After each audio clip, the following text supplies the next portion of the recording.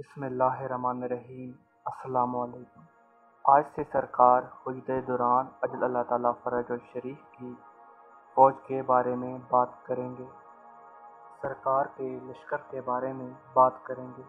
مکمل لشکر کے بارے میں بات کرنا تو تقریباً ناممکن ہے، کیونکہ اس میں ہر قوم، ہر قومیت، ہر قبیلے کے لوگ شامل ہیں۔ یہاں پہ جن کا تذکرہ ہوگا وہ سرکار کی فوج کے کمانڈر ہیں۔ ان کے بارے میں بات کروں گا اور ان کے بارے میں آپ کو آگاہ کروں گا۔ بہت سی روایات میں ہمیں پتہ چلتا ہے کہ سرکار کی فوج کے مختلف حصے ہوں گے۔ سرکار ان لشکروں کو پوری دنیا میں فتح یابی کے لیے بھیجیں گے۔ خاص طور پر جیسے میں نے ذکر کیا تھا قسطنطنیہ کے لشکر کا، اسی طریقے سے ان تمام مطالعہ کے بعد اسی نتیجے پر پہنچا جا سکتا ہے کہ امام کے لشکر کے مختلف حصوں کے کمانڈرز ہوں گے۔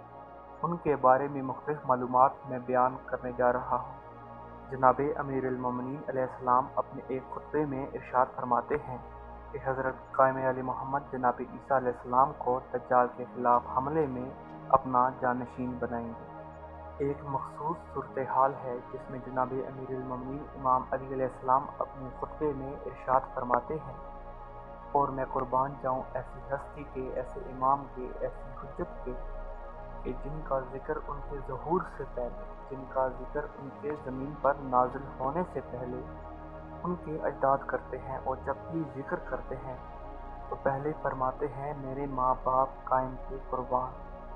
امیر المومنین علیہ السلام اپنے ہی بیٹے کی جنگ کے بارے میں بات کر رہے ہیں، خطبہ دے رہے ہیں، اور اسی خطبے میں سرکار ارشاد فرما رہے ہیں کہ جب آپ جنگ کریں گے تو جناب عیسیٰ علیہ السلام کو دجال کے خلاف حملے میں اپنا جانشین بنائیں گے۔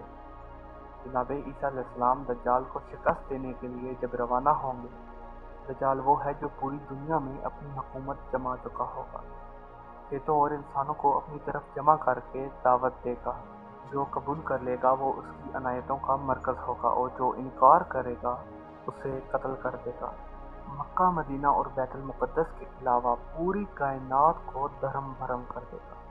جتنی بھی ناجائز اولادیں ہیں وہ اس کے لشکر سے جڑ جائیں گی۔ دجال جب حجاز کی جانب حرکت کرے گا تو جناب عیسیٰ علیہ السلام ہر شے میں اس سے ملاقات کریں گے، اسے دردناک عذاب دیں گے اور قاری ضرب اسے لگائیں گے اور اسے آتش و شعلہ میں پگھلا دیں گے، جس طرح موم آگ میں پگھلتی ہے۔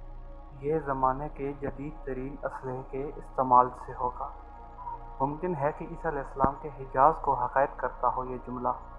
خیر، حضرت عیسیٰ علیہ السلام کی خصوصیات میں یہ بیان ہوا ہے کہ آپ علیہ السلام ایسی ہیبت رکھتے ہوں گے کہ دشمن دیکھتے ہی موت کو یاد کرنے لگے گا، یا یہ کہہ دوں کہ عیسیٰ علیہ السلام اس کی جان قبض کر لیں گے۔ بہر عیسیٰ علیہ السلام، عیسیٰ ابن مریم، یہ سرکار کی فوج کے کمانڈر ہوں گے۔ یہ اس لشکر کے کمانڈر ہوں گے جس کو سرکار دجال کے خلاف بھیجیں گے۔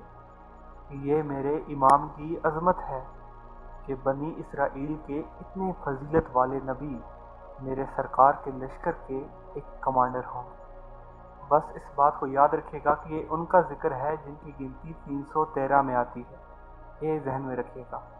آج میں نے آپ کے سامنے امام زمانہ علیہ السلام کے ایک لشکر کے حصے کے ایک کمانڈر کا ذکر کیا، اور انشاءاللہ اگلے پیغام میں دوسرے کمانڈر کا ذکر کروں گا اور ان کی خصوصیات کا بھی ذکر کروں گا۔